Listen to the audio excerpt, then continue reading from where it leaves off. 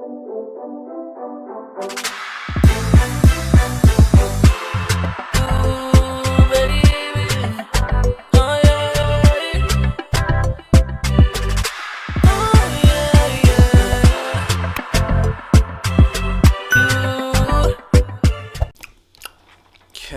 let's get people welcome back to the channel. It's approximately 8 days until Christmas. Alright, what's good people, welcome back to the channel. Hope you guys are having a good day or night. Today another vlog, but I'm bringing you guys something different. I'm going to be touching on a little topic that I want to talk about. I'll probably do a voiceover on my push workout today as the new year comes. Well, if you guys didn't notice, my videos in the past couple of months have just been me trying to find how my YouTube channel is going to be set out and sort of the niche that I'm trying to touch on. That's based on like all the views and the likes I get, so that when the new year comes, I'll focus on that niche and hopefully stay consistent with that.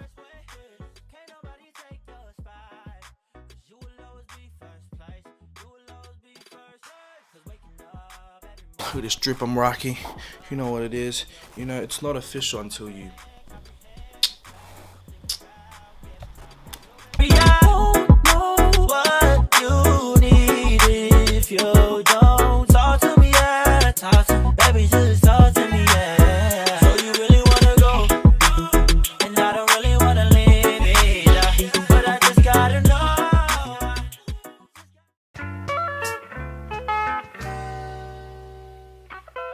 So we're gonna do a quick voiceover over the workout that I just did. This is actually the next day.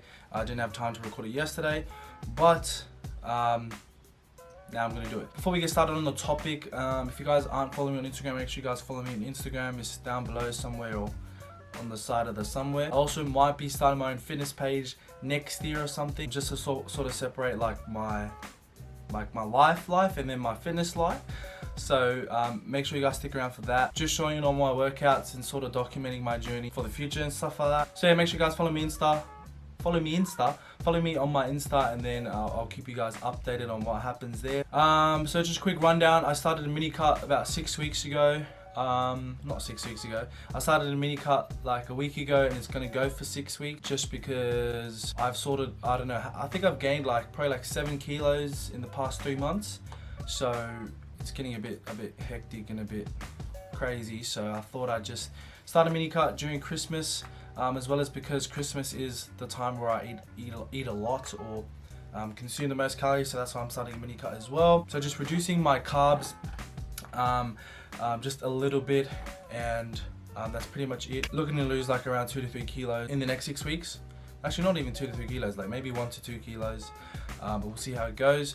But anyway, so the topic for today's video, this is actually my first time doing like a topic video, a sit down video. We're going to be talking about progressive overload. Now, what is progressive overload?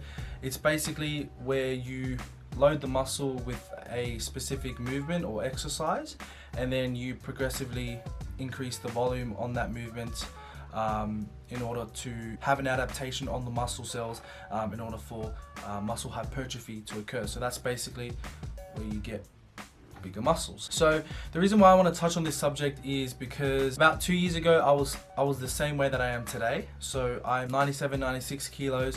I've been around that weight for about 2 years now.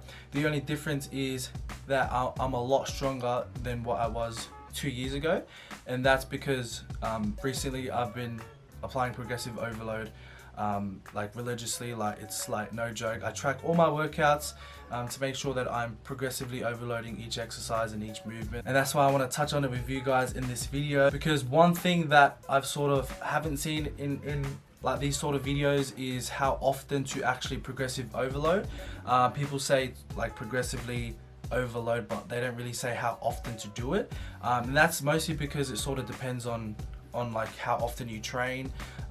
You know, if you're a beginner or if you're an intermediate lifter, it all varies. But I'm going to tell you guys like a sort of way to progressively overload on your lifts that you can sort of stick by and you can sort of gauge it properly. So the first thing is to obviously track all your exercises and all your lifts. So the same way that you track your food, you will track your workout. So I'll actually put up like a photo of like an example of how I track my exercises and my workouts.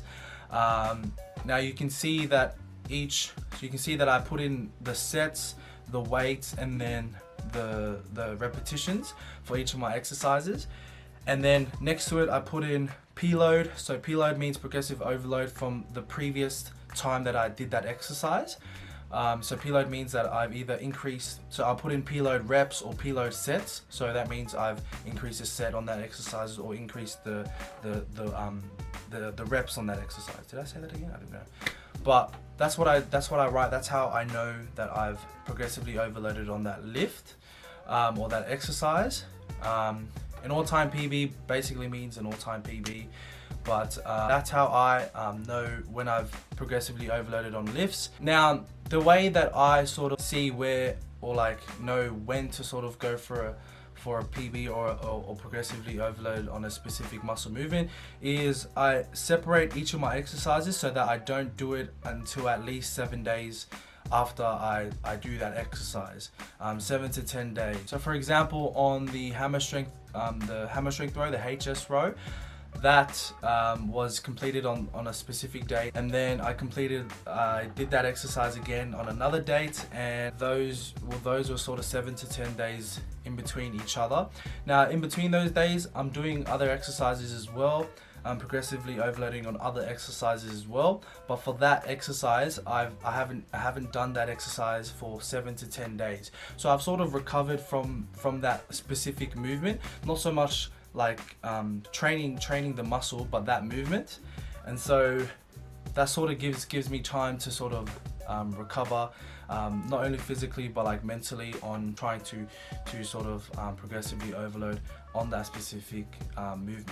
So I pretty much do that with all of my exercises. I pretty much cycle through them, and then the next time I do that exercise, a week or two later, I just scroll back up, and then I'll find that exercise, see what numbers I hit before then, and then I'll see if I can try and overload that muscle. Now when however I decide to do it, I can either increase the sets. So if I'm doing 3 sets of 15 kilograms for like 12 reps on the tricep push down, I'll either be like, I'll probably go for like 4 sets of 15 kilograms for 12 reps. That's progressively overloading. So that's getting better at that specific movement. So I can either do that, or I can up the weight to 17.5. I always try and do the smallest increments possible. I don't really try and sort of go from like, I don't know, 15 kilograms on tricep push down to like 22 kilograms after a week or two, saying that that's progressively overloading, because you want the muscle, especially if you're like a natural lifter, you want the muscle to sort of gradually get used to the load that you put on it, okay, so that the muscle gradually gets bigger. So you don't want to, if you actually go from 15 kilograms to like 22 kilograms on tricep push downs in like a week or two, you probably won't have that much good form, or like, you know, you probably will only get like a couple of reps, and like, that's not really what you want in terms of progressive overload. You want it to be like nice and gradual. Like if there was a graph, you want it to go like this. Like sometimes it'll go flat, sometimes it'll go up a little flat, okay?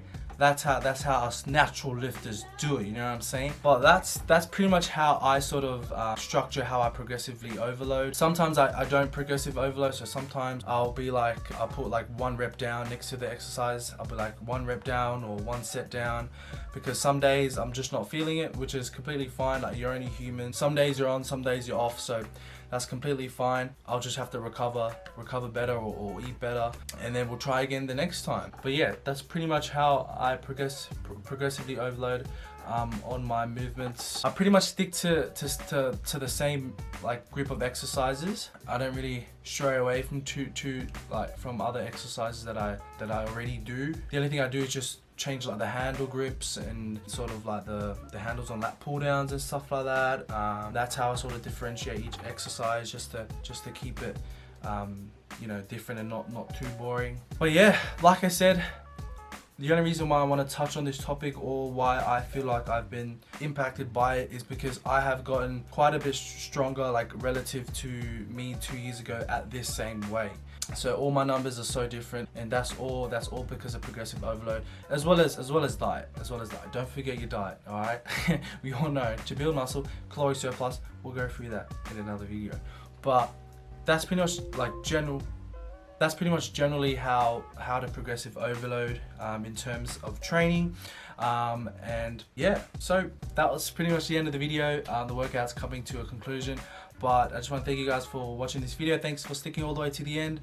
Thanks for your new subscribers. If you guys are new, please click the subscribe button. 2020 is going to be a massive year for me. I feel like I'm going to try and stay consistent. Going to try and find my niche, stick to it, and upload regularly. But yeah, that's pretty much it. Thanks for watching. I'll see you guys on the next one. Deuces. You really wanna go, and I don't really